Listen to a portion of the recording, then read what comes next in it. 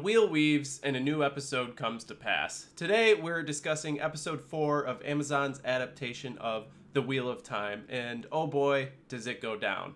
Now, I'm going to jump right out and give my initial rating of the episode as an 8 out of 10.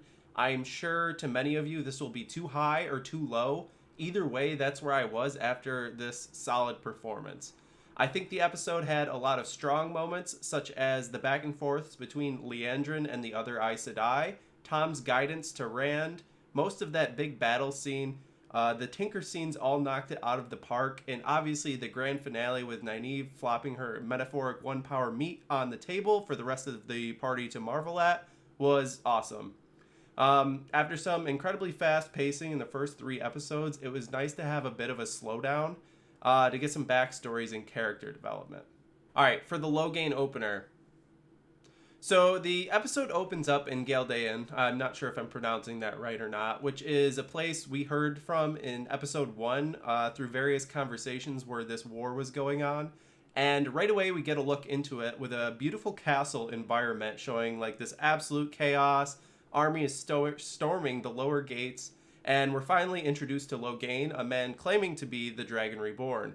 Our first proper glimpses of Saidin are given to us as Logain uses his weaves to block some spears that are thrown at him in the air. As many people have already noted from the trailers, when Logain channels, it starts in a similar white effect to when the Aes Sedai channel, but becomes tainted black just after it leaves his body. In case you missed the explanation for this in the episode, this is because of the Dark One's taint on the male half of the source. I think the way they've portrayed it is as good as you could possibly do, so I have zero complaints and only praise for that.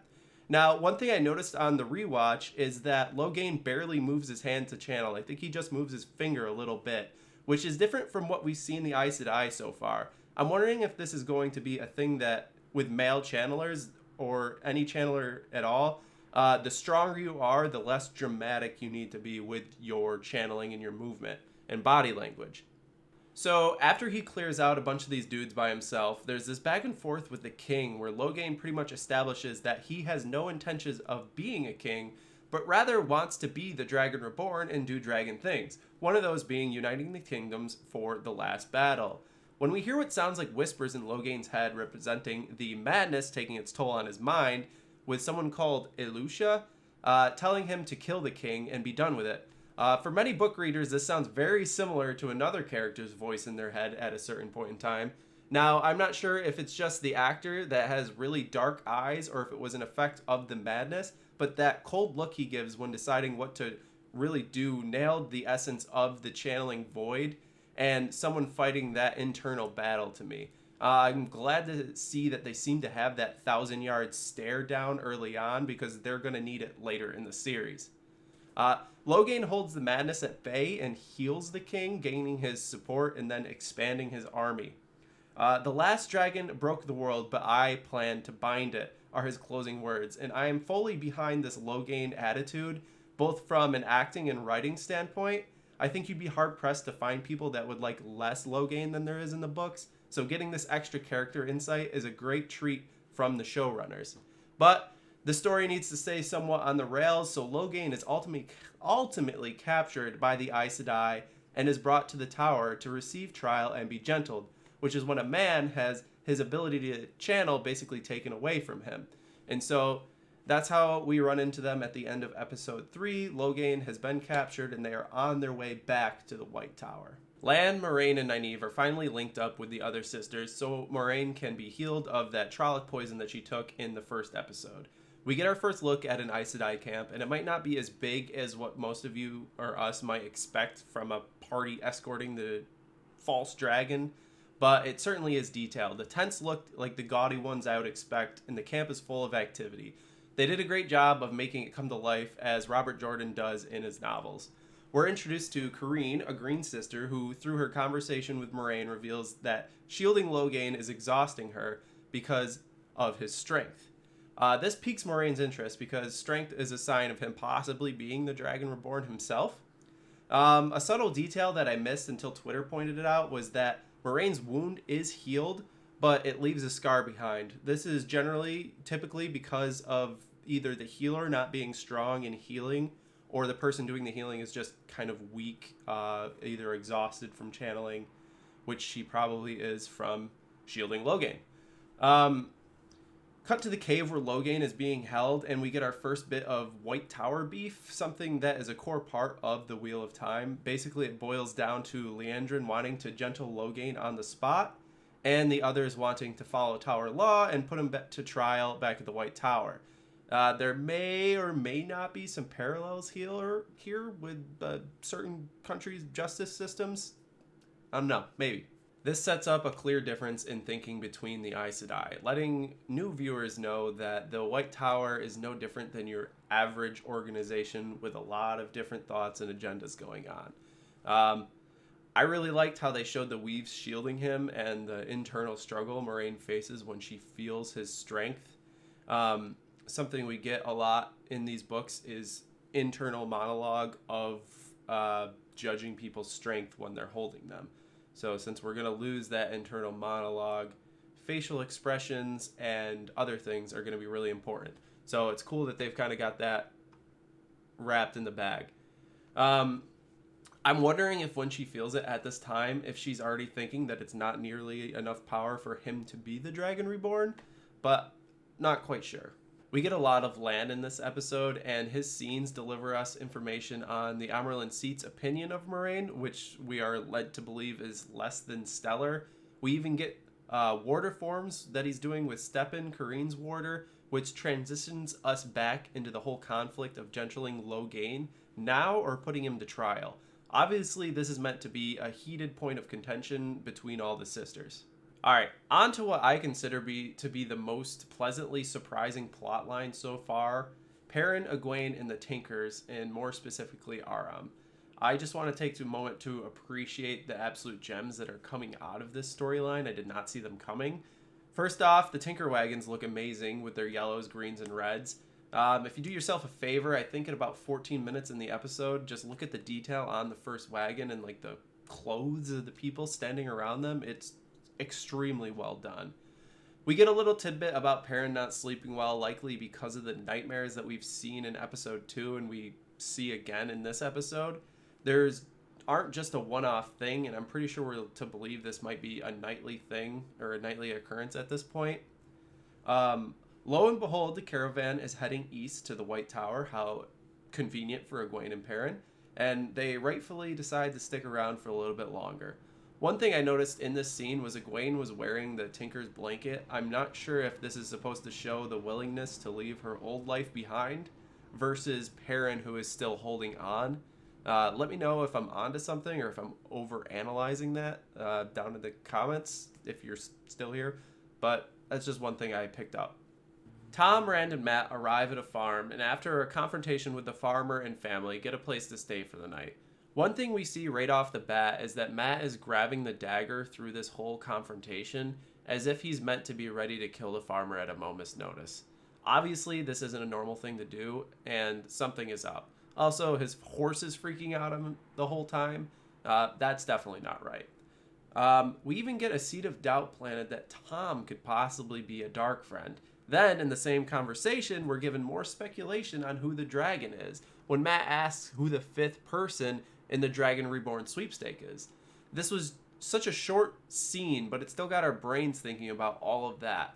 I think this is a good example of how what would normally be like 20-page descriptions from Robert Jordan can be done visually and audibly in like 30 seconds. Time out. Got a haircut finally, so I don't need the beanie anymore. I maybe should have waited to start recording until after that, but is what it is. That beanie was to cover up my absolute disgrace of a haircut at the time. So we get a little bit more information when we go back to the Aes Sedai camp. So some of that being, we hear that women can't see men's weaves, so they have no idea when one might be channeling. That Moiraine used to have a dog, which is a weird because Aes Sedai are usually cat people. Small detail, I'm alright with it. And then that the politics never stop because Alana is trying to get information out of Moiraine and what should be a nice conversation about this lost dog.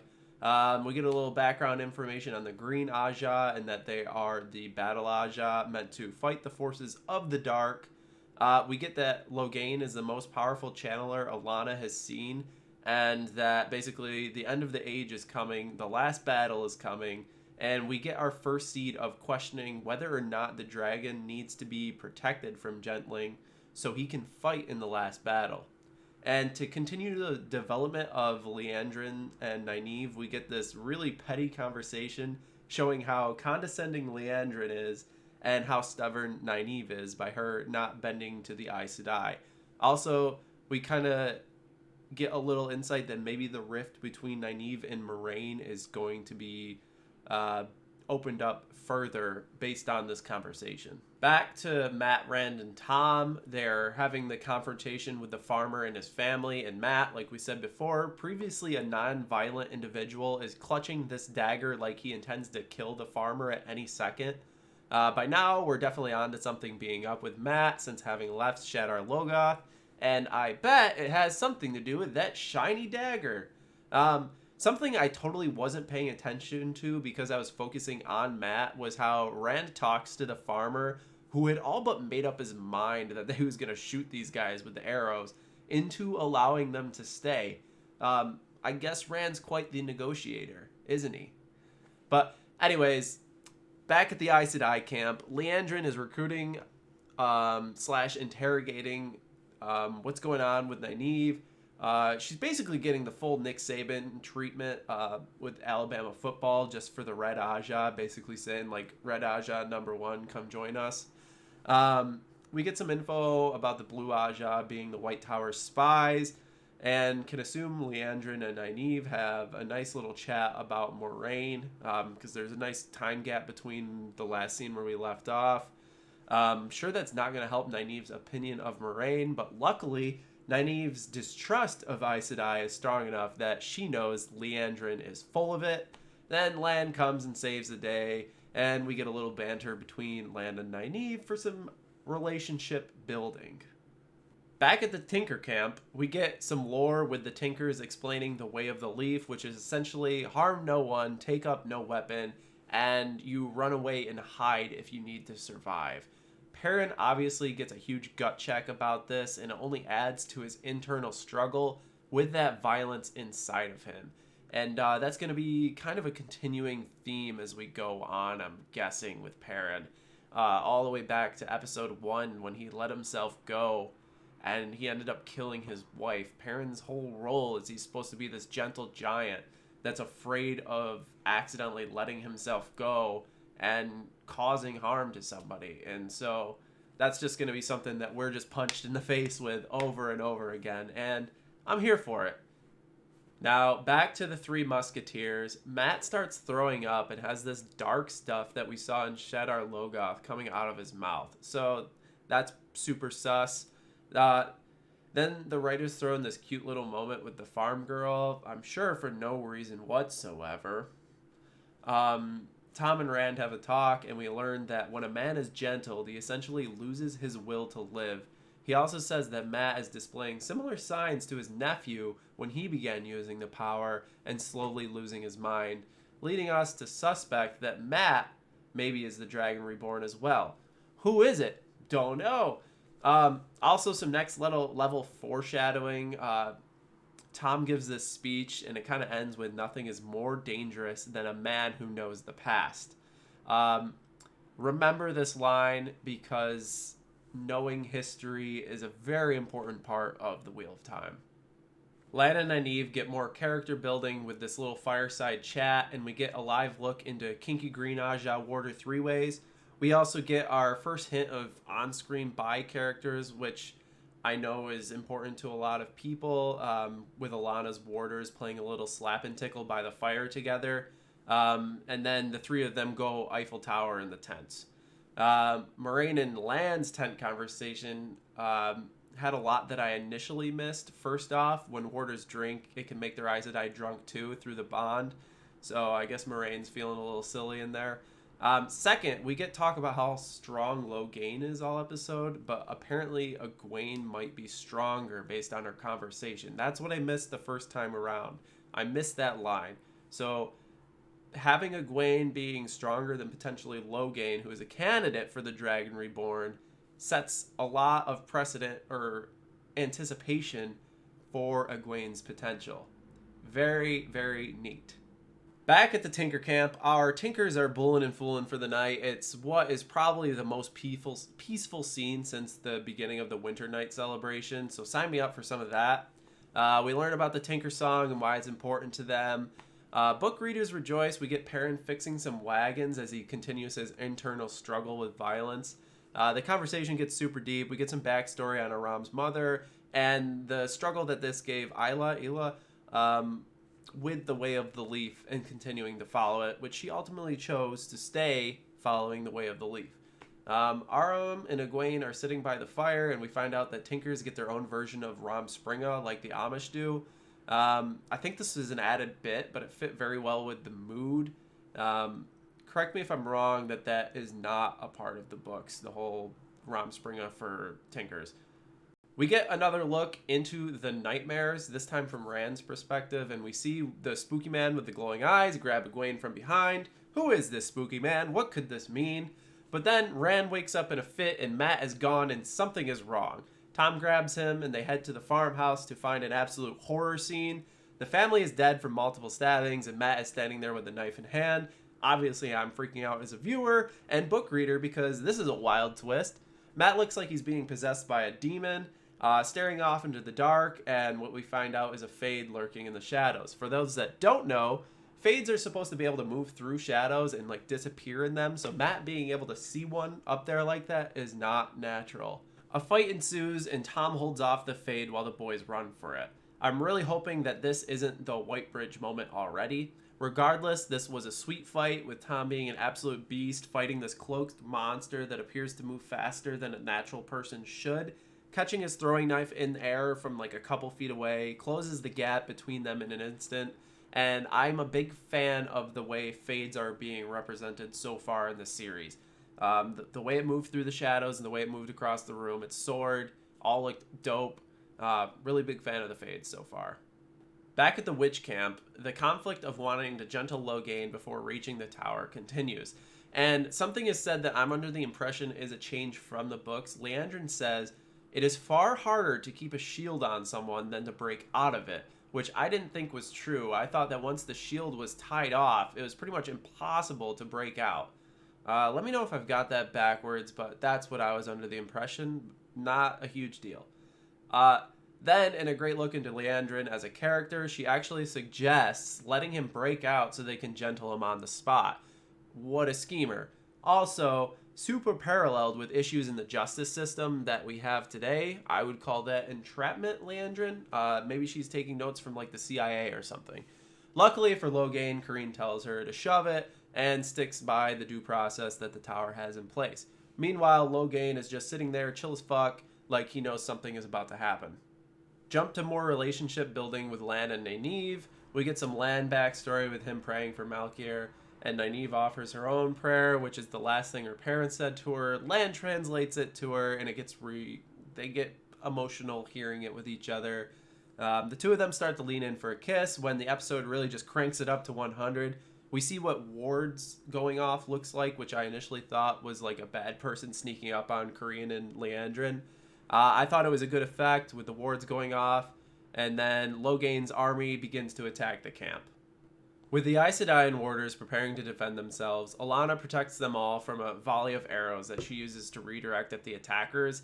I'm still split on this scene. I think it's mostly because the attacking force seems a little underwhelming. Logain is supposed to have this loyal army, and it seems like it's just like 30 dudes idiotically charging a camp full of sisters. Typically the warfare in the Wheel of Time is really well thought out, and there's not a lot of just stupid head rush kind of things. So that just felt a little off to me. Back in the cave, Logain attempts to break free and knocks out Leandrin and Kareen. While this struggle is taking place because of the warder bond and he can feel what's going on, Stepan alerts the other warders and sisters that something's wrong. They all fall back to the cave as the enemy force rushes in. In the woods, we get some badass sword fighting. Nynaeve kills her first human, which is definitely a big deal, and she just stabs the absolute shit out of him. Some sisters are wounded, and we're treated to a magnificent display of channeling, specifically with Alana just ham-fisting earthweaves into people. and her warders are just cutting down anybody that gets close. Really cool scene. Logain melts his cage with the power, which looked absolutely badass, and is immediately confronted by Moraine, who basically slaps him in the metaphoric face and lets him know that he couldn't hold a candle to the real he couldn't hold the real dragon's jockstrap. Plain and simple. But before this, Logain reveals that he hears voices in his head when he channels, teaching him how to act as the dragon. I'm not sure if he means that the voice in his head we heard in the beginning of the episode is one of them. I'm assuming so. It'll be interesting to see how that goes on with past dragons and people's heads and whatnot.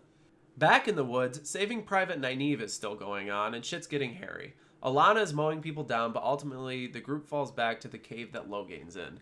And so, for those that don't know, when Aes Sedai dies, the warder she's bonded to will essentially lose his mind and will go on some type of suicide mission. So when Stepan rushes Logain, it's not because he's some idiot that doesn't know any better. It's because the one power has literally broken his brain.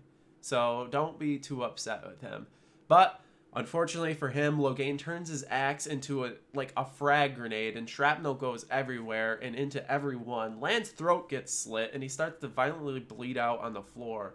With all the Aes Sedai and warders seriously wounded, Nynaeve is the only one left, and Logain is no longer shielded. And then it happens. After having to go through the beaches of Normandy only to have her whole squad and her whole new love interest mowed down by shrapnel, Nynaeve, in desperation, reaches out and touches the source, channeling the one power like nothing we've ever seen before. She heals the wounds in each of the sisters and warders around her to the point where there's not even any scars showing. So if you remember earlier, we talked about when Kareen healed Moraine and it left a big old scar. Not this time. Nynaeve just fucking never happened. It also, just a little side note, it's said that people, when they channel for the first time, it's usually in a moment of desperation, like a life or death scenario for them or a loved one. And I say Nynaeve, this certainly went above and beyond. So that's kind of the premise behind this. So anyways, with the sisters healed and Logain in disbelief at what he just witnessed, Liandrin tells the others to link with her as she begins to gentle Logain. For those of you that don't know, linking is when sisters share their power with each other and one sister controls the link. With Logain awestruck at what he just witnessed with Nynaeve, they cut him off from the source. This looked like an old school exorcism, and I really liked how they showed it with like the tainted sighting oozing out of him and just the anguish on his face. They had like slow motion tears coming out of his face. The verbiage might have been a little over the top with this like exorcism thing, but the red Aja is over the top, so I suppose it's on par. Great acting all around from everybody involved. Really cool scene. Kareen is still dead though, because no matter how powerful you are, you can't heal death in the Wheel of Time. Remember that. And just like that, Logain is gentled, and Nynaeve is our new front runner for the Dragon Reborn. With the look she gives before the camera cuts out, who could argue against that? It's pretty badass and pretty fierce. And thus concludes episode 4 of Amazon's Wheel of Time adaptation, titled The Dragon Reborn. Sorry, words are hard. After 3 to 4 watches of this, I'd say the episode lands at a solid 8. Some of my favorite parts are the fight choreography, the Aes Sedai plotting, Matt's mental decline, and the Tinkers bringing a warm light to this dark pit of a universe we've been enveloped in. We got answers on a few things, like why Tom cares about the boys, more information on the warder bond, how saidin will be shown, as well as a number of different channeling methods from the books and how they'll look on screen, like things like wards, healing, stilling, and shielding were all shown in this episode. But with answers come more questions.